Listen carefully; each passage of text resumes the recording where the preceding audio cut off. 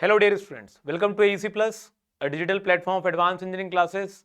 और आप हैं इस एसएससी जेईई मेंस के प्रैक्टिस सेशन में, जहां पर हम क्वेश्चंस प्रैक्टिस कर रहे हैं of the level of GATE and ESE, जो कि एसएससी जेईई मेंस में एक्सपेक्ट किए जा सकते हैं।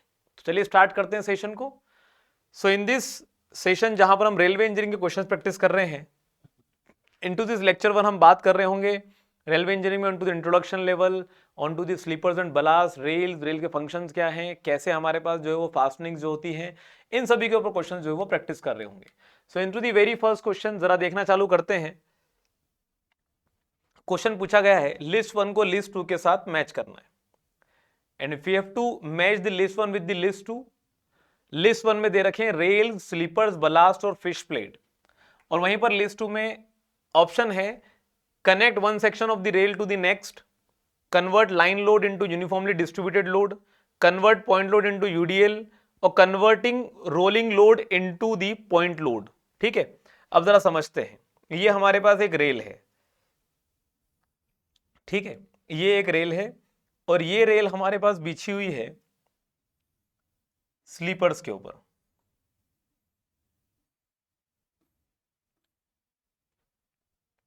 ठीक है, अब हो क्या रहा है, इस रेल के ऊपर चल रहा है हमारे पास हमारा व्हील लोड।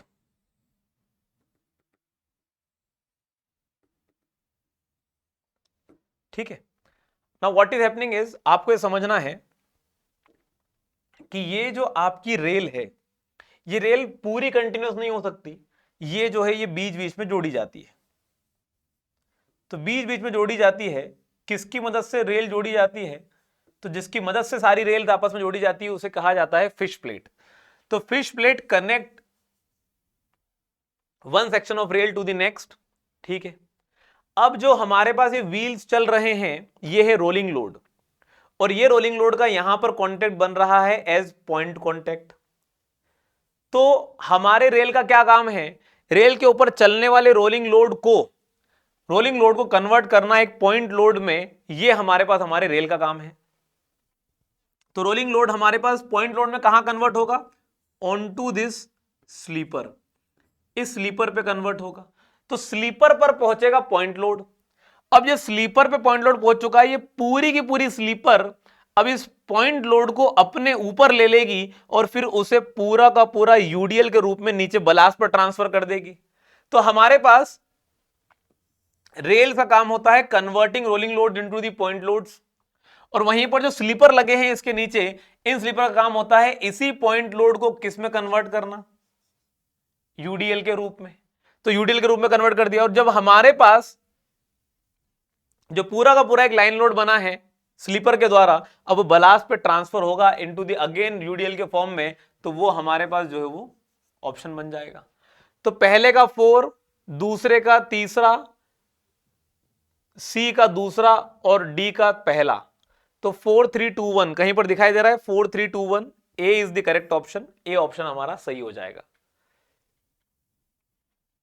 अगला ऑप्शन है coning of wheels in railways does not cause wear and tear of the wheels. तो कॉनिंग ऑफ व्हील्स की कॉनिंग का मतलब होता है कि आपका जो व्हील होता है वो एग्जैक्टली इस तरह से बनने की बजाय वो बनता है हमारे पास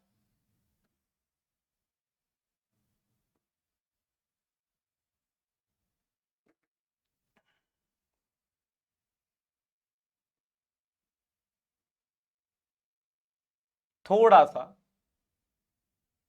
कोन शेप में।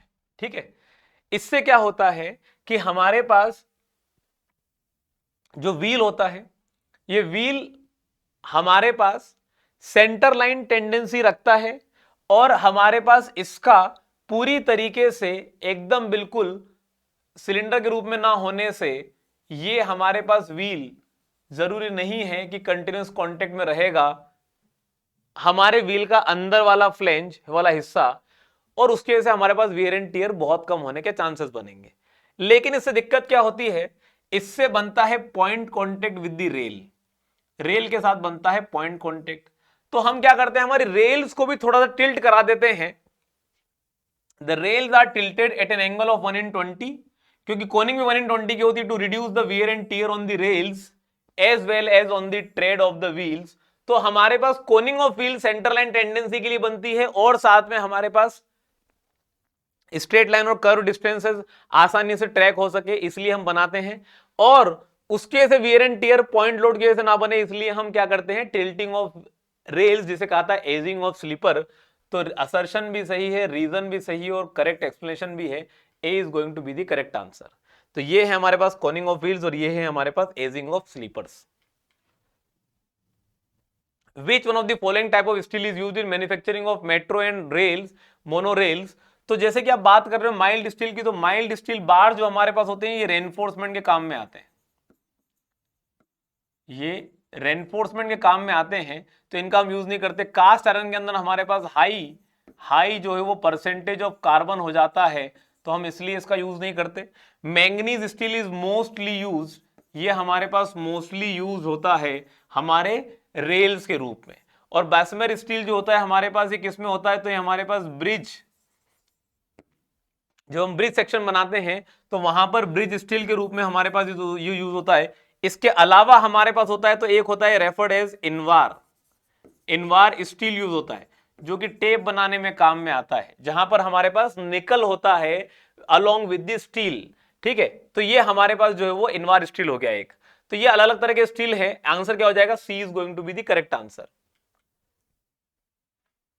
अगला सवाल पूछा है, consider the following statement about concrete sleeper, they improve the track modulus. Track modulus improve करना मतलब कंक्रीट स्लीपर में कंक्रीट का इलास्टिसिटी, मॉड्यूलस ऑफ इलास्टिसिटी अच्छा खासा होता है, तो हमारे पास हमारे ट्रैक को जो है वो अच्छी स्टेबिलिटी देने का काम करता है। तो इंप्रूव द ट्रैक मॉड्यूलस बिल्कुल सही बात है। They have good scrap value, ये गलत है, कंक्रीट है कोई स्क्रैप वैल्यू नहीं होती, ये बिल्कुल गलत हो गया। अच्छा, दे रेंडर ट्रांसपोर्टेशन इजी, बहुत ज्यादा हेवी होते हैं, वेरी हैवी है तो मशीनरी चाहिए पड़ती है, मशीनरी की रिक्वायरमेंट होती है। ठीक है, इनको ट्रांसपोर्टेशन और इनको प्लेस करने के लिए, तो ये भी गलत हो जाएगा। दे maintain the gauge quite satisfactory, क्योंकि हमारे पास बहुत हेवी हो जाने से इनकी जो स्टेबिलिटी है वो बहुत बढ़िया हो जाती है, और साथ में जो क्लिप्स इनके ऊपर लगाई जाती है वो क्लिप्स हमारे पास बहुत ज्यादा अच्छे तरीके से लग पाती है, इसलिए they maintain the gauge quite satisfactorily. तो ये आंसर सही हो जाएगा। तो पहला और चौथा सही हो जाएगा, तो D is going to be the correct answer, बाकी जो है वो ऑप्शन गलत हो जाएंगे। अगला सवाल पूछा है, for a sleeper density of n+5, sleeper density n+5 की दे रखी है, number of sleeper required for constructing a broad gauge railway track of length 650 metre. तो स्लीपर डेंसिटी n+5 की, n का मतलब होता है हमारे पास लेंथ ऑफ वन रेल के बराबर, तो लेंथ ऑफ वन रेल के बराबर होता है। अगर आप बात करेंगे फॉर बीजी ट्रैक, तो बीजी ट्रैक के लिए n की वैल्यू हम लेके चलते हैं 13 मीटर के बराबर। तो हमारे पास देयरफॉर जो हम स्लीपर की डेंसिटी लेके चलते हैं n+5 will come out to be as 13 + 5 equal to 18 के बराबर। तो हमारे पास 18 स्लीपर्स बनेगी पर रेल लेंथ, एक रेल लेंथ के ऊपर या एक रेल लेंथ के नीचे 18 स्लीपर्स लगेंगी। तो हमारे पास इन 650 मीटर ट्रैक लेंथ, इन 650 मीटर ट्रैक लेंथ हमारे पास नंबर ऑफ रेल्स कितनी लगेंगी, तो वो हो जाएगी 650 मीटर बटे 13, 650 मीटर बटे 13 मीटर। तो this would come out to be as how much, ये आ जाएगा हमारे पास 50 टाइम्स, कितने आएगा 50। नंबर ऑफ रेल कितने आएंगे, 50 नंबर ऑफ रेल आ जाएगी। तो हमारे पास नंबर ऑफ स्लीपर्स कितने आ जाएंगे, तो नंबर ऑफ स्लीपर्स आ जाएंगे, आपको एक रेल पे चाहिए 18 स्लीपर, टोटल 50 रेल है, तो 50 into 18 would come out to be as 900 sleepers. Clear है बात इतनी, तो आपको पता होना चाहिए आंसर कितना आ जाएगा, C is going to be the correct answer. अगला सवाल पूछा है, लिस्ट 1 को लिस्ट 2 से मैच करना है। पेंड्रोल क्लिप की बात की है, डेंसोमीटर की बात की है, वीजियर मायर की बात की है, क्वार्टर्स की बात की है। पेंड्रोल क्लिप आपके फास्टनर की कैटेगरी में आता है, डेंसोमीटर आपके ट्रैक को मैनेज करने में काम आता है, वीजियर मायर ट्रैक को चेक करने में काम आता है और साथ में क्वार्टर जो है वो आपके स्लीपर का एक हिस्सा है। अब इनके बारे में पढ़ना चालू करते हैं, कौन सा इनके लिए ऑप्शन सही हो सकता है। तो fixing the tie bars with the CI sleepers, यही हमारे पास जो है वो हमारे क्वार्टर्स होते हैं। क्वार्टर्स जो है वो टाई बार्स को सीआई स्लीपर्स के साथ अटैच करने में, फिक्स करने में काम आते हैं। तो डी के लिए ऑप्शन 1 हो जाएगा। Measurement of packing voids under the sleeper ends, तो ये डेंसोमीटर की बात चल रही है कि आपके पास जब हमारा जो एग्रीगेट होता है, ये एग्रीगेट की जो पैकिंग है, इस पैकिंग को जो है वो डेंस करने के काम आता है, वही हमारे पास क्या होता है, हमारा डेंसोमीटर होता है। Measurement of unevenness of the rail top and the rectification of the alignment, तो जो मशीन होती है हमारे पास जो हमारे रेल के ऊपर मूव करती है, वो यही चेक करती है, वीजियर मायर इसका नाम है, मेजर करती है कि अनइवननेस कितनी है ट्रैक के अंदर। बात करते हैं इलास्टिक रेल फास्टिंग। अभी हमने बात किया पेंडोल क्लिप होती है जो कि इलास्टिक रेल फास्टिंग कैटेगरी में आती है, which is basically fit and forget type की होती है। वन ऑफ द बेस्ट, जो कि हमारे पास बहुत ही ज्यादा बेहतर तरीके से परफॉर्मेंस देती है। हर तरीके के हमारे स्लीपर के साथ इसको लगाया जा सकता है। तो आंसर क्या हो जाएगा, 4231 4231 4231 B is going to be the correct answer. ठीक है, 4231। तो ये आपको दिखाई दे रहा है, this is what a Pandrol clip is basically referred to as. तो ये पेंडोल क्लिप जो है आपके पास जो है वो एक सिंगल इंडेंट, मतलब एक बहुत पॉइंट कॉन्टेक्ट क्रिएट करते हुए सिंगल इंडेंटेशन मार्क से हमारे पास जो है ये पेंडोल क्लिप मतलब प्लेस की जाती है, जो कि हमारे पास बहुत ज्यादा बढ़िया तरीके से परफॉर्म करती है। Elastic fastener self tensioning clip mostly use in concrete sleeper, लेकिन सभी में यूज हो जाती है। आंसर पूछा है breathing length of LWR is, LWR मतलब लॉन्ग वेल्डेड रेल का मतलब ये होता है कि जब हमारे पास 2 से 3 किलोमीटर तक की जो complete length of the track है वो पूरी तरीके से वेल्ड कर जाए, उसे कहते हैं लॉन्ग वेल्डेड रेल या कंटिन्यूअस वेल्डेड रेल कह सकते हैं उसे। ठीक है, तो सॉरी मैंने बोल दिया है कंटिन्यूअस वेल्डेड रेल है, ये लॉन्ग वेल्डेड रेल की बात चल रही है। तो लॉन्ग वेल्डेड रेल हमारे पास ज्यादा बड़ा हो जाएगा, ज्यादा बड़ा हो जाएगा। एक होता है कंटिन्यूअस वेल्डेड रेल CWR, तो उसकी लेंथ होती है हमारे पास 2 से 3 किलोमीटर तक की रेंज में। लॉन्ग वेल्डेड रेल जो होता है हमारे पास, इसकी रेंज हमारे पास can be of approximately 1 kilometre length. तो अब ये बात समझ में आ रही है कि इतनी लंबी लेंथ अगर वेल्ड कर देंगे तो टेम्परेचर बढ़ने या कम होने पर जो सेक्शन है हमारे पास वो कॉन्ट्रैक्ट एक्सपांड करने की कोशिश करेगा, और वेल्ड कर देंगे तो फिर कैसे करेगा, क्योंकि भाई जगह ही नहीं बच रही है। तो ऐसे में पूरी की पूरी लेंथ ऑफ द रेल में जो कोने के हिस्से बचते हैं approximately of length of 80 to 100 metre दोनों तरफ से मिलाकर, वो वाला पोर्शन हमारे पास खुला रहता है, तो उसमें फ्री मूवमेंट पॉसिबल होता है, इसी के लिए उसे कहते हैं ब्रीदिंग लेंथ। तो ये हमारे पास एंड पोर्शन होता है, क्या होता है, end portion which gets affected by temperature variation. Temperature का वेरिएशन होगा तो एंड पोर्शन है कॉन्ट्रैक्ट एक्सपांड कर सकता है, उसी लेंथ को कहा जाता है क्या, ब्रीदिंग लेंथ। तो वो लेंथ जहां पर हमारे पास या जिसके बाद हमारे पास मूवमेंट पॉसिबल हो सकता है, वही ब्रीदिंग लेंथ कहलाती है। तो हमारे लिए A would be the correct option. अगला सवाल पूछा है CST9 स्लीपर्स। ठीक है, a type of metal sleeper होता है, ठीक है, has been extensively used by Indian railways due to its uniform strength, economical and satisfactory performance.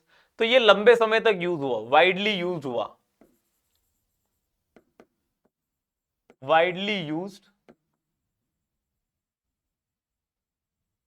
Previously.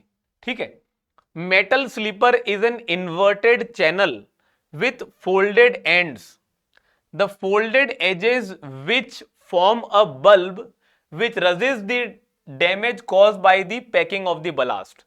तो बिल्कुल सही बात है, हमारे पास ये कुछ इस शेप का हमारा ये स्लीपर होता है, जिसके ऊपर हमारे पास यहां पर जो है वो हमारे रेल्स रखे जाते हैं, और यहां पर ये जो रेल्स रखे होते हैं, ये रेल्स कंटिन्यूसली हमारे पास जो है वो बढ़िया तरीके से परफॉर्म कर पाते हैं अंडर दिस मेटल स्लीपर्स। बस अंतर इतना सा है कि हमारे पास यहां पर इनको हम डाउनवर्ड कर्वेचर में जो है वो बनाते हैं ताकि इनके अंदर पैकिंग जो है वो बेहतर रह सके। तो हमारे पास पहला वाला पॉइंट सही है। Reason, metal sleeper is an inverted channel with folded end, सही बात है, the folded edges which form a bulb which resist the damage cause by the packing of ballast. तो ये हमारे पास जो है वो बलास्ट के द्वारा, अगर ये इस तरह नहीं होते और ये हमारे पास डाउनवर्ड कर्वेचर में नहीं होते, एकदम स्ट्रेट होते, तो लोड यहां पर आने की वजह से इसके अंदर कर्वेचर ऐसा बन जाता है जिससे डिफॉर्मेशन आ सकते हैं। तो इसके लिए हमारे पास जो है वो इसको हमेशा डाउनवर्ड इन्वर्टेड चैनल के रूप में यूज किया जाता है। क्लियर है क्या बात इतनी? तो ऐसे केस में हमारे पास जो है वो क्या हो जाएगा, मेटल स्लीपर हमारे पास क्यों बहुत ज्यादा लंबे समय तक यूज हो पाए, CST-9 एक स्लीपर है हमारे पास, type of metal sleeper has been extensively used by Indian railway due to uniform strength, तो मेटल की वजह से है। इकोनॉमिकल और सेटिस्फैक्टरी परफॉर्मेंस क्यों दे पा रहा है, क्योंकि लंबे समय तक ये हमारे पास ऐसे ही शेप में बना रह सकता है और हमारे पास हमारे दोनों रेल्स के बीच में जो है वो गेज को मेंटेन करा सकता है। तो रीजन तो अपने आप में सही भी है, लेकिन इसका करेक्ट एक्सप्लेनेशन दे पाता है। तो आंसर क्या हो जाएगा इसका, A is going to be the correct answer. ठीक है, चलिए आगे बात करते हैं।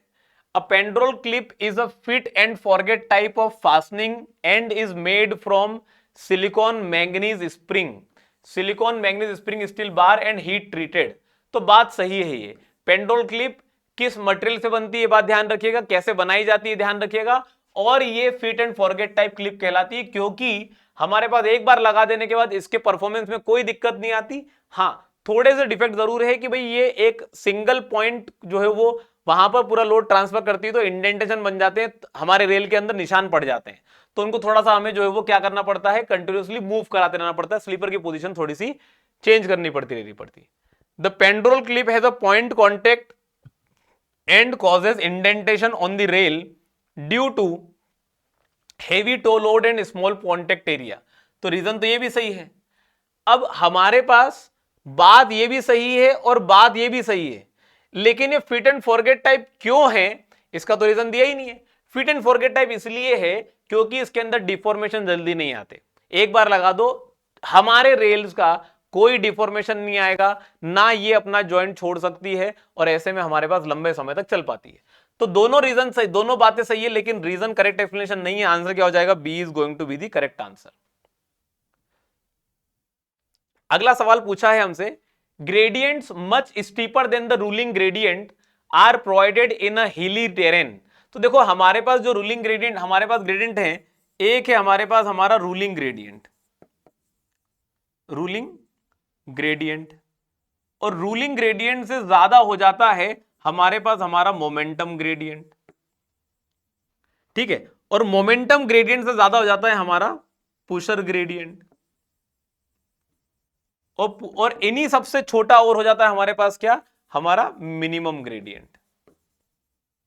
ठीक है, अब बात ये आती है कि हमारे पास रूलिंग ग्रेडियंट जनरली हम प्रीफर करते हैं जिससे कि हमारे व्हीकल को ज्यादा इफेक्ट, मतलब व्हीकल हमारे जो हमारा जो लोकोमोटिव है उस लोकोमोटिव को बहुत ज्यादा जो है वो ट्रैक्शन देने की जरूरत नहीं पड़े।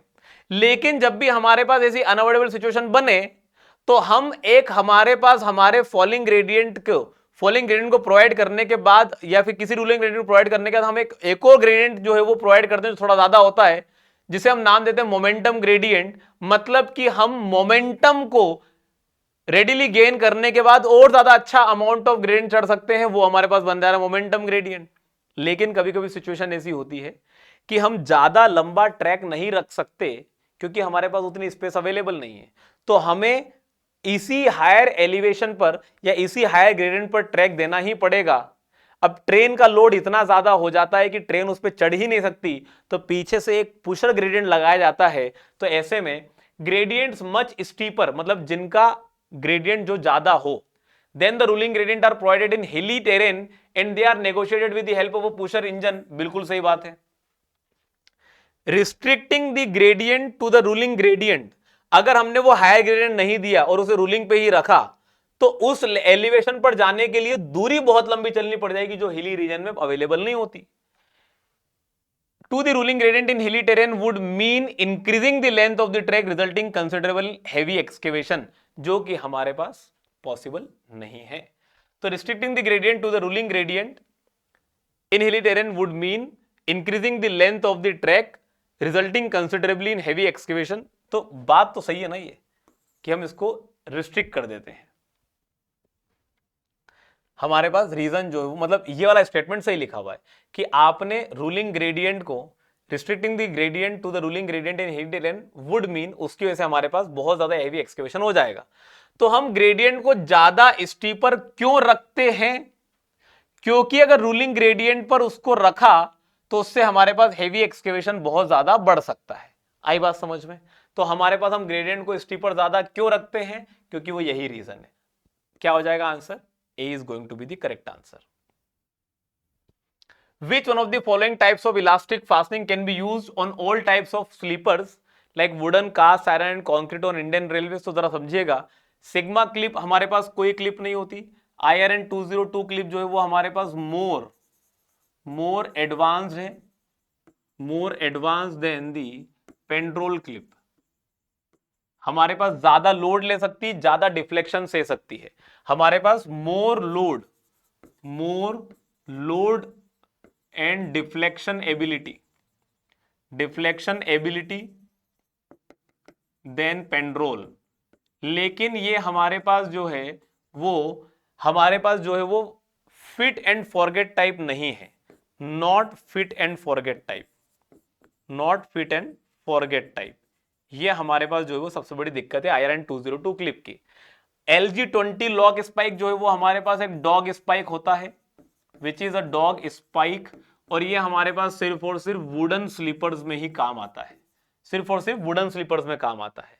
पेंड्रोल क्लिप की बात करें तो this is one of the most widely use clip, चाहे वो कॉन्क्रीट का हो, कास्ट आयरन का हो, वुडन का हो, किसी भी जगह पर लग सकती है। और यही हमारे पास क्या है, लोड लेने की क्षमता थोड़ी कम है इसकी, और साथ में जो है वो हमारे पास डिफ्लेक्शन जो है वो भी इसका थोड़ा कम निकल कर आता है, एबिलिटी इसकी थोड़ी कम है। तो हमारे पास उससे ज्यादा बेहतर हम आयरन को बनाते हैं, लेकिन iron is not fit and forget type. हमें इसको कंटिन्यूसली जो है वो मॉनिटर करके हमें चेंज करना पड़ सकता है। आंसर क्या हो जाएगा यहां पर?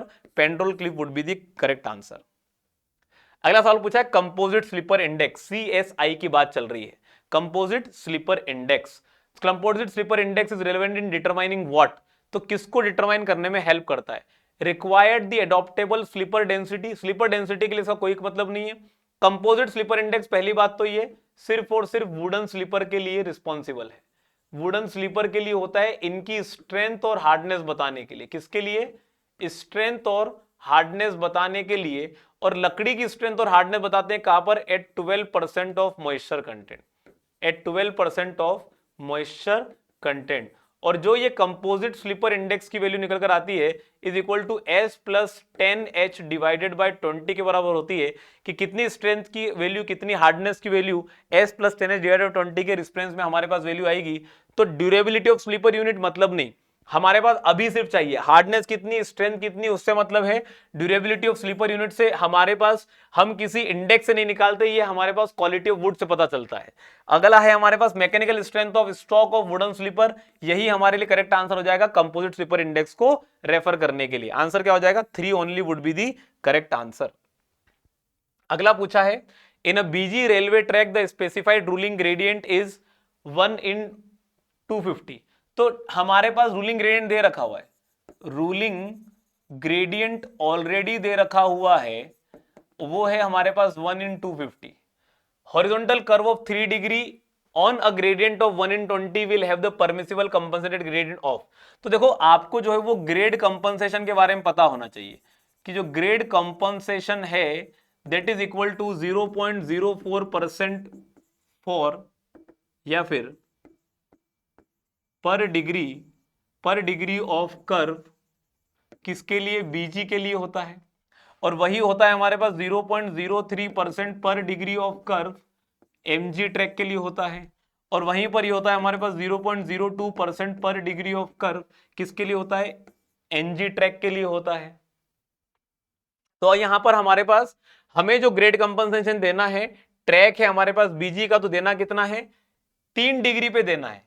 तो हमारे पास 0.4% पर degree of curve BG track में देने की जरूरत है।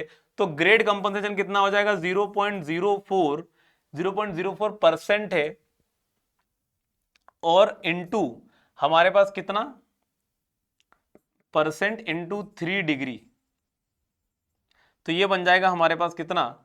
0.12% के बराबर। अब 0.12% होता है हमारे पास 0.12 डिवाइडेड बाय 100 के बराबर। परसेंट हटाएंगे, डिवाइड बाय साइन कर देंगे, डिवाइड बाय 100 कर देंगे, तो ग्रेड कंपनसेशन ये आ गया। तो कॉम्पनसेटेड ग्रेडियंट कितना हो जाएगा? कॉम्पनसेटेड ग्रेडियंट हो जाएगा ruling gradient minus grade compensation. तो ruling gradient 1/250 minus grade compensation है 0.12 डिवाइडेड बाय 100, 0.12 डिवाइडेड बाय 100। तो इसको सॉल्व करेंगे तो ये कितना आ जाएगा, कर लेते हैं इसे सॉल्व। तो ये आ जाएगा 1 डिवाइडेड बाय 250, इसको ऐसे ही रखते हैं, इसको डिवाइड करते हैं, तो 100 डिवाइडेड बाय 0.12, तो आ जाएगा 1 बाय 250 माइनस 1 बाय 833.33। तो ये आ रहा है हमारे पास 1 डिवाइडेड बाय 250 आ रहा है 4 इंटू 10⁻³ माइनस हमें करना है 1 divided by 1 divided by 833.33 bracket close. तो ये आ रहा है this is coming out to be equal to, ये आ रहा है हमारे पास 2.79 divided by 1000।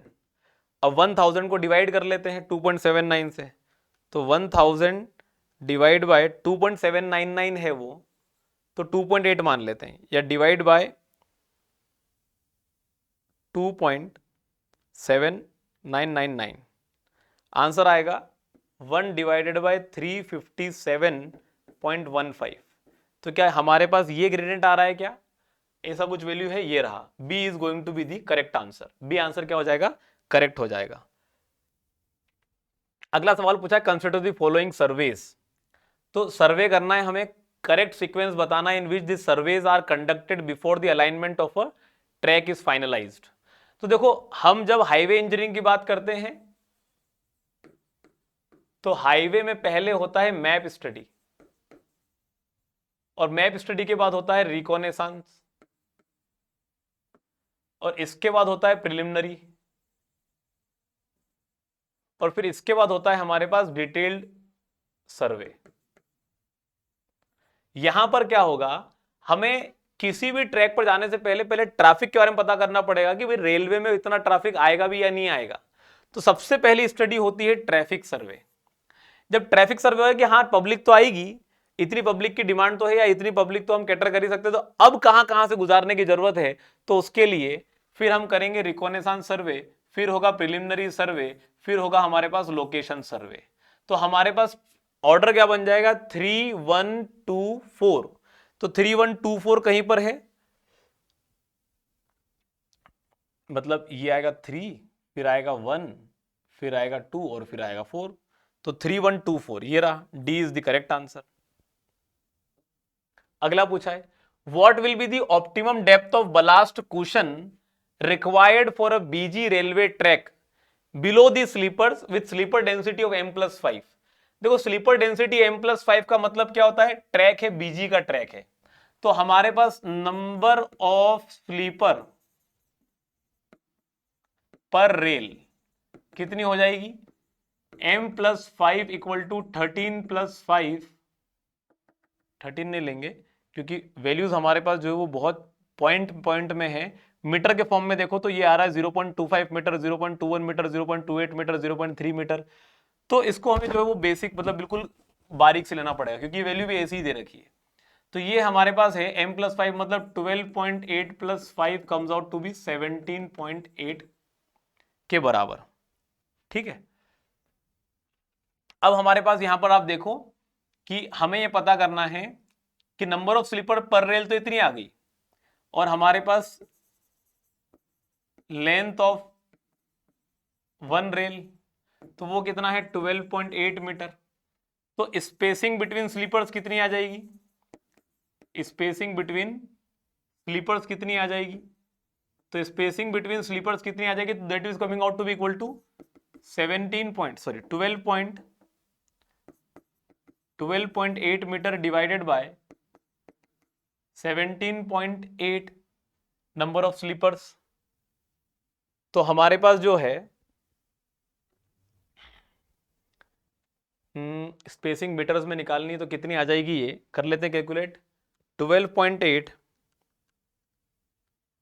Divided by 17.8, this comes out to be 0.719 meter के बराबर।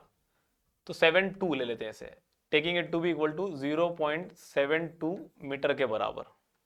तो ये इतनी तो स्पेसिंग बिटवीन स्लीपर्स हो गया। एक स्लीपर ये रखी हुई है, एक स्लीपर ये रखी हुई है, सेंटर टू सेंटर स्पेसिंग पता है कितनी है, एस के बराबर। जब भी यहां से लोड डिस्ट्रीब्यूशन होता है तो ये लोड डिस्ट्रीब्यूशन 45 डिग्री के एंगल पर होता है।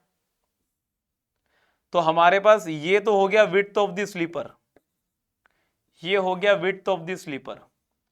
तो हमारे पास ये वाली जगह कितनी बची, ये जगह बचेगी, पूरे एस में से डब्ल्यू गया तो एस माइनस डब्ल्यू, क्या गया ये, एस माइनस डब्ल्यू। और अब हमें पता करना है कि डेप्थ ऑफ द बलास्ट हमें कितना चाहिए। तो ये हमारे पास कम से कम यहां तक तो हमें चाहिए ही चाहिए। तो यहां से लेकर हमें यहां तक चाहिए, तो डेप्थ कितनी आ जाएगी वो पता करना है। अगर ये एंगल हमारे पास 45 डिग्री का है तो जितनी ये डिस्टेंस होगी उतनी ही डिस्टेंस क्या होगी, ये वाली भी होगी। तो ये डिस्टेंस कितनी होगी, ये डिस्टेंस होती है एस माइनस डब्ल्यू बाई 2 के बराबर। तो ये भी कितनी हो जाएगी, एस माइनस डब्ल्यू बाई 2 के बराबर। तो हमारे पास स्पेसिंग बिटवीन स्लीपर मतलब तो ये हो गया। तो हमारे पास डेप्थ जो है, डेप्थ ऑफ बलास्ट हमें कितना चाहिए, is equal to S minus W by 2 के बराबर। अब स्पेसिंग जो है वो 0.72 की है, 0.72 मीटर है ना। और ये लिखा हुआ है bottom width of the sleeper, CT, CT नहीं है ये, सेंटीमीटर होगा, 22.22 सेंटीमीटर। तो 72 centimetre minus 22.22 centimetre divided by 2, तो ये कितना आ जाएगा, कर लो इसे कैलकुलेट। तो ये आ जाएगा 72 माइनस 22.22, 49.78 डिवाइडेड बाय 2, तो ये आ रहा है 24.89 centimetre, can be taken equal to 25 centimetre के बराबर। तो 25 सेंटीमीटर हमें चाहिए depth of the ballast cushion required. तो क्या आंसर आ जाएगा, A is going to be the correct answer. अगला सवाल पूछा है, which one of the following statement is correct regarding ballast use for railway track.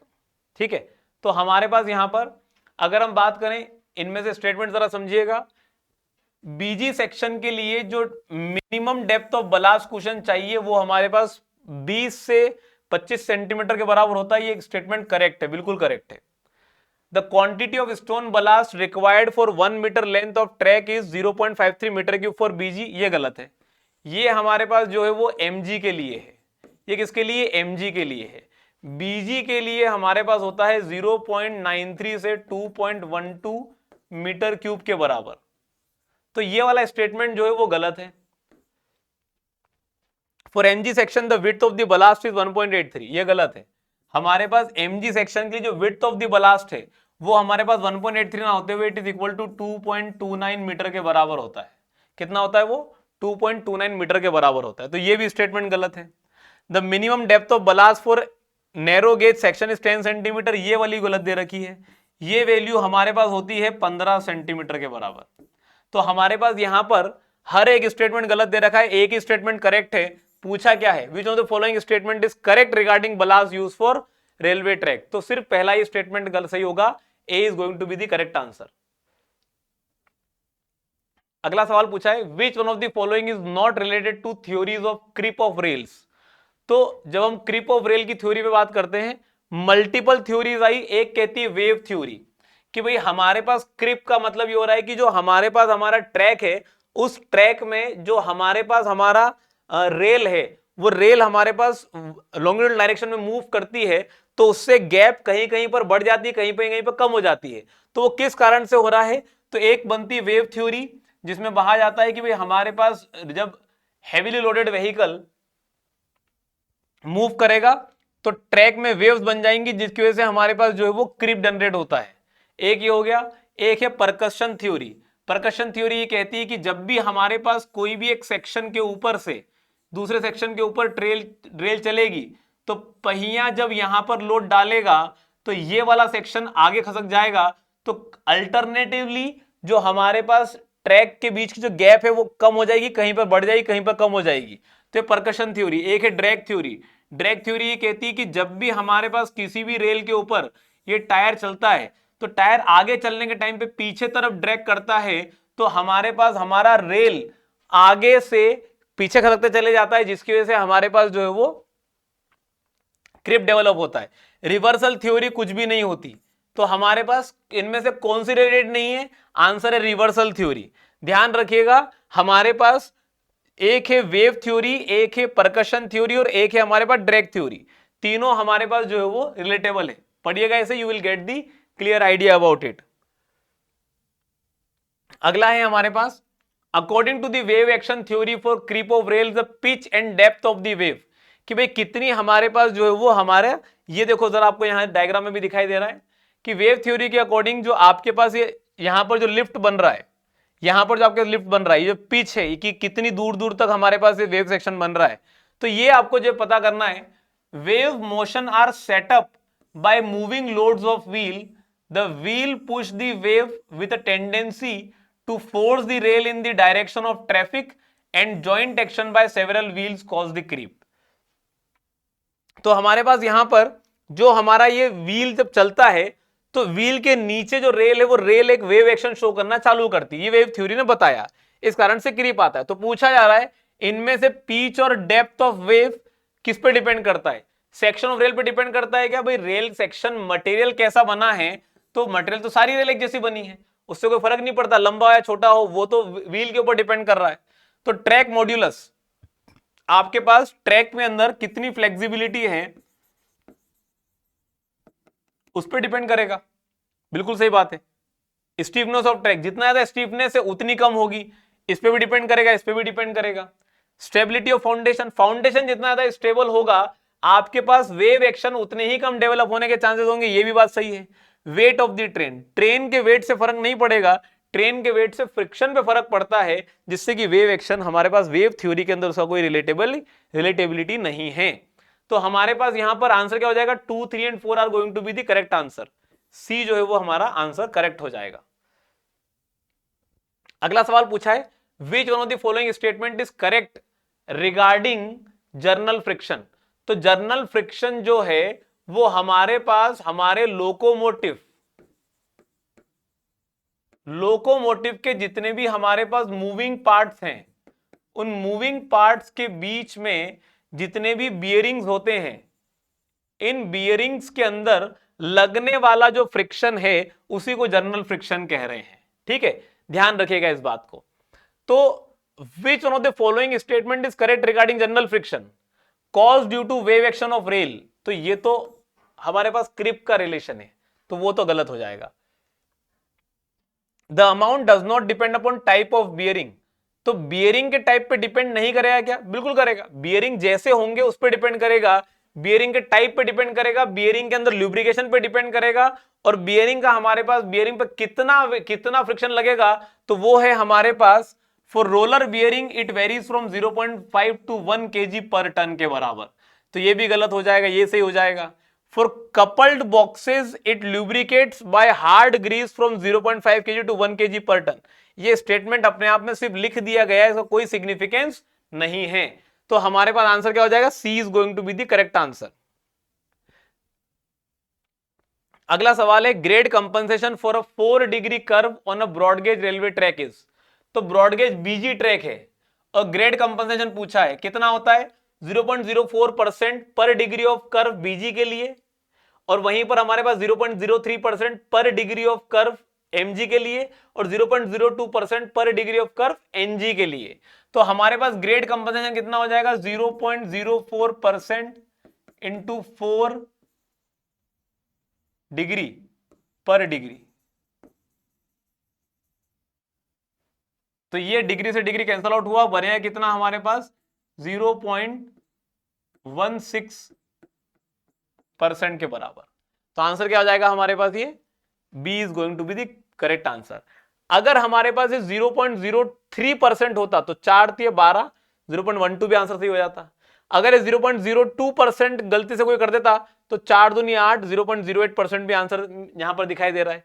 तो हर तरीके से आंसर दिखाई दे रहा है। आंसर क्या होगा? B is going to be the correct answer. So my dear students, ये था हमारा आज का सेशन। मैं आशा करता हूं काफी कुछ चीजें आपने रिवाइज की होगी, क्वेश्चंस को करने का तरीका सीखा होगा। मिलते हैं आप लोगों से अगले सेशन में। Till then, good bye.